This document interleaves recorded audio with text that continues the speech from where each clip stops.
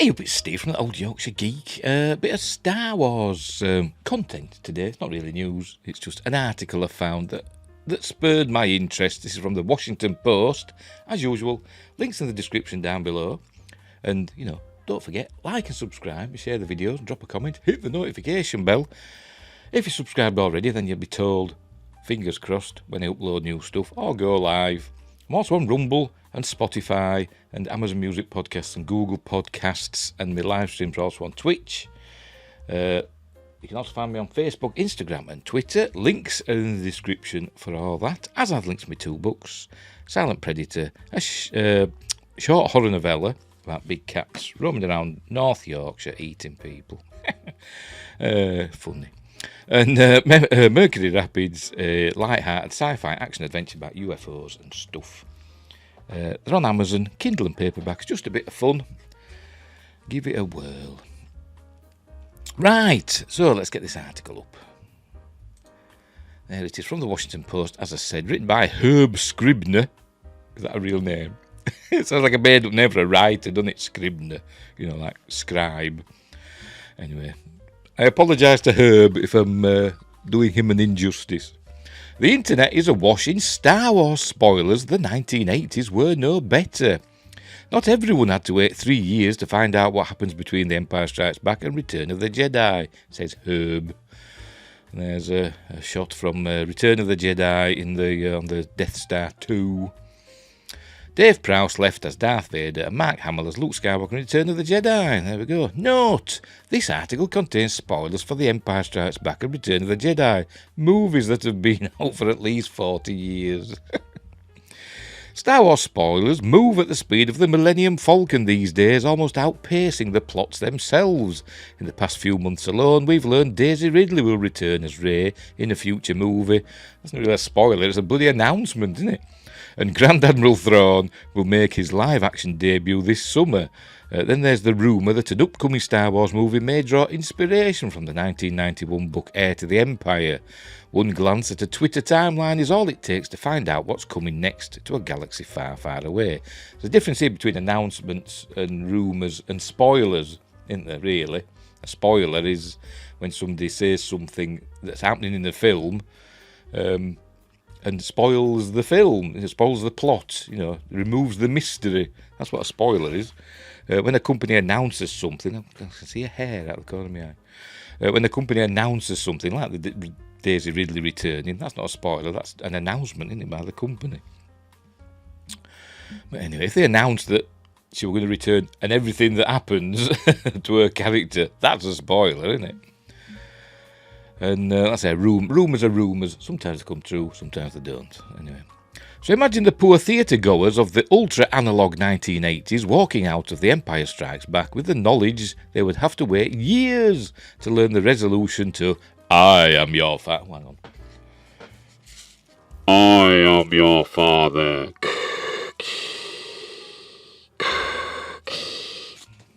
Cooler. Or find out how wildly misguided their hopes were for a Luke Leia romance.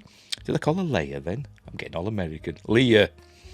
Except they didn't have to. For better or worse, fans of the original Star Wars trilogy were just as good at ruining the major plot points of those movies as their descendants are today. They just worked a little harder at it.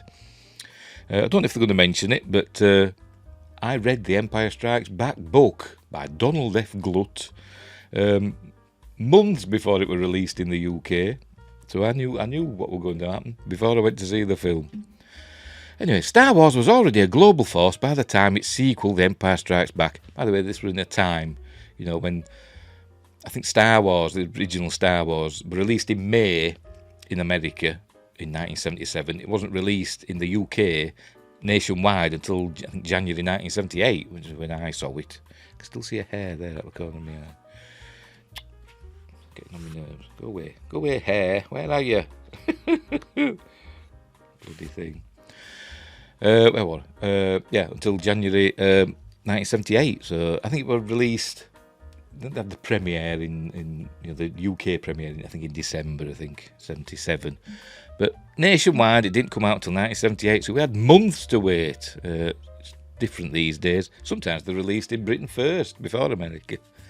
and elsewhere. Anyway. Where were we? Star Wars was already a global force by the time its sequel, The Empire Strikes Back, ended on one of the most momentous cliffhangers in cinema history. The villain Darth Vader claimed he was the father of the hero, Luke Skywalker, a twist so massive that even people who have never seen it know about it 4 decades later. But for some, that cliffhanger was old news by the time they saw it. The original actor for Vader, David Prowse, predicted the entire sequence of events at a fan gathering 2 years before Empire premiered. Father-son lightsaber battle and all. It's unclear whether Prowse was leaking or lucky guessing, but the incident prompted creator George Lucas to lock down scripts and even seed the media with false spoilers, according to Gizmodo. He should have kept his gob shut. Likewise, the big reveal of 1983's Return of the Jedi that will they, won't they, protagonists Luke and Leia, whatever, were actually brother and sister was spoiled weeks before the film hit cinemas exactly 40 years ago, Thursday. Is that today? I don't know. Fans didn't even... Yes, it will, because it's 25th of May, isn't it, which is Star Wars Day. Fans didn't even need a behind-the-scenes hookup to ruin that surprise. Radio show anchors invited to preview screenings blurted out details of the movie on air, and newspaper reviews and articles left little to the imagination. I never suspected Leia to be Luke's sister, so that was kind of a neat surprise, one woman told Oklahoma's KWTV after leaving the sneak preview, and the news station helpfully broadcast her thoughts far and wide. And there's a cool, I don't think you didn't actually see that in the film, did you? But a cool shot of a Star Destroyer and Death Star 2. I think that's been mirrored, hasn't it? I think that's a mirrored image. And some TIE fighters and a shuttle. But it's not a scene from Return of the Jedi, because that didn't happen. But anyway.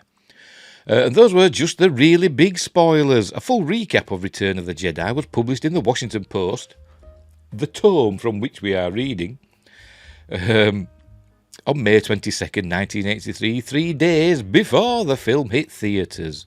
The article confirmed Han Solo was rescued from the clutches of Jabba the Hutt and included photos of a lightsaber battle between Luke and Darth Vader.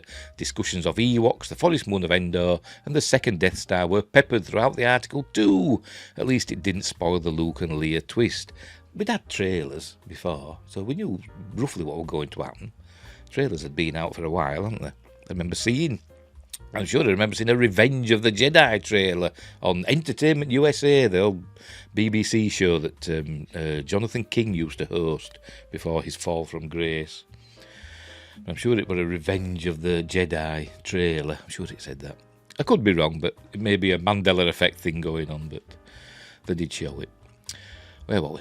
Lucas told Rolling Stone in July 1983 that the film's twist ending, Daddy Vader Saves Luke's Life, was first spoiled by a science fiction magazine, which bought a story from a member of the production crew. Toys, books and trailers featured hints of what was to come too. Excuse me.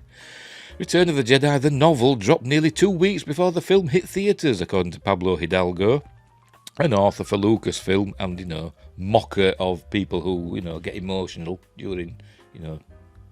TV shows. Horrible man. But as I said, The Empire Strikes Back book came out, at least in the UK, months before it hit theatres here. So I knew what were going to happen before. And just like today, fans didn't necessarily want to be spoiled. They wanted to get their answers in the theatre, preferably as soon as possible, said Bernadette Calafell. Apologies for pronouncing that wrong, but it's a cool name. It's old-fashioned. It's like something you'd find in, King Arthur, isn't it? This is the fair maid Calafell. A professor of critical race and ethnic studies at Gonzaga University. No idea where that is. Calafell, apologies if I'm still pronouncing it wrong, 48. Why have we got to show her age? Don't know. Said she read a picture book as a kid packed with Return of the Jedi images and teasers for the movie. Any new image that leaked of Ewoks, Jabba the Hutt or alien planets, she said, hyped up fans even more about what was to come in the new movie. People would wait years, Calafell said. We just had to sit there and wait until the movie came out and hope that we would be able to sustain our suspense for that long. And there's Luke in Jabba's palace.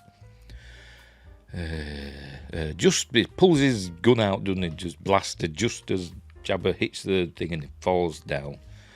Why didn't he use his... Oh, he didn't have his lightsaber, did he? R2's got it, hasn't he?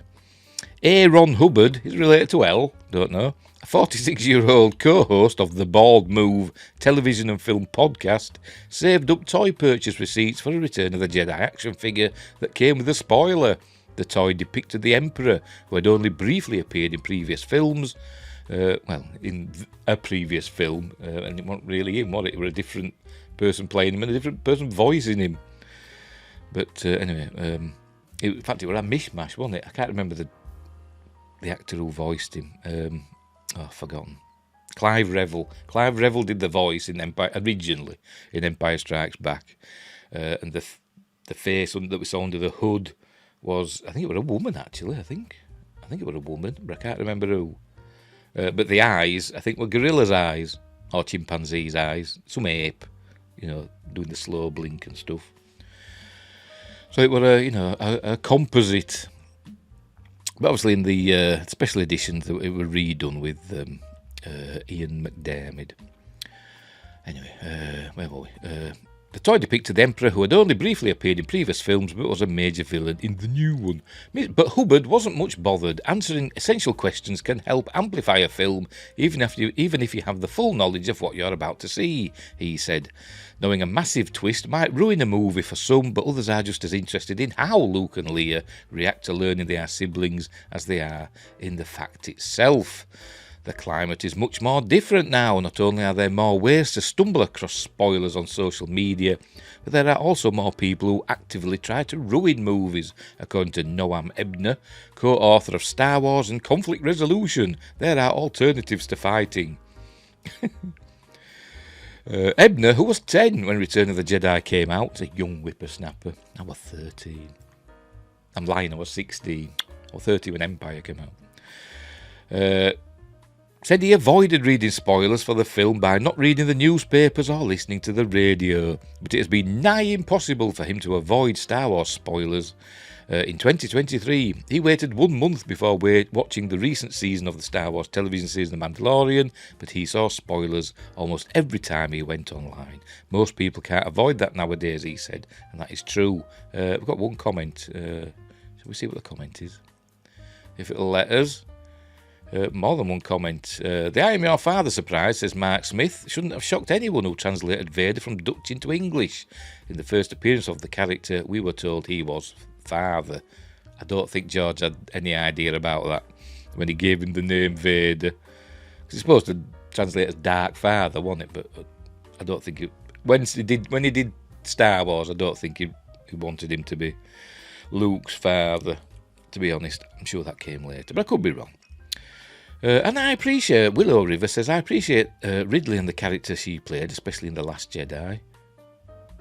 But Rise of Palpatine was an all-round catastrophe, and I don't think I can watch another Star Wars film. Well, I think The Last Jedi probably did that for you. Anyway. So there we go. Spoilers have always been around, because we've always had trailers, which are kind of spoilers, official ones. But we've always had books. As I said, I read the Empire Strikes Back book before the film came out. I may have even read the Return of the Jedi book before the film came out. I can't actually remember. But I do remember learning all about the I Am Your Father and stuff, and Luke getting his hand chopped off. Before I saw the film. And what else? Oh, don't forget Phantom Menace, the famous Obi-Wan's noble end. On the CD, the soundtrack tells you that not Obi-Wan, Qui-Gon's noble end. On the CD, we all learn that Qui-Gon dies in the Phantom Menace, and that came out before the film, didn't it? I think they were a bit more careful after that. But yes, spoilers are a bane of modern society. I mean, I'm a bit of a wrestling fan. I like watching me wrestling for the most part. Not as much as I used to. I used to watch, WWE and AEW and what are the others, TNA. I used to watch them all religiously. Not so much now. I tend to just stick with the pay-per-views and stuff. But even now, you go onto the internet after there's been a big pay-per-view, and straight away you're there. Some of the channels that you follow, be there. There'll be spoilers in the title of their reviews. It'll say, so and so wins world championship. You think, why did you have to put that in the title? I know it's for clicks and views, isn't it? That's why they do it. But it just gets me so angry. It does get me so angry. But I'm not that bothered about films. As I said, as somebody said, most people are more concerned about how something happens rather than that it happens, and they want to see, what leads up to, this event and how it is dealt with. I think a lot of people are more concerned with that. Not all, obviously, but anyway. But yes, spoilers. But anyway, we'll leave it there. So, thanks for watching. Wherever you are, look after each other, and until next time, I'll say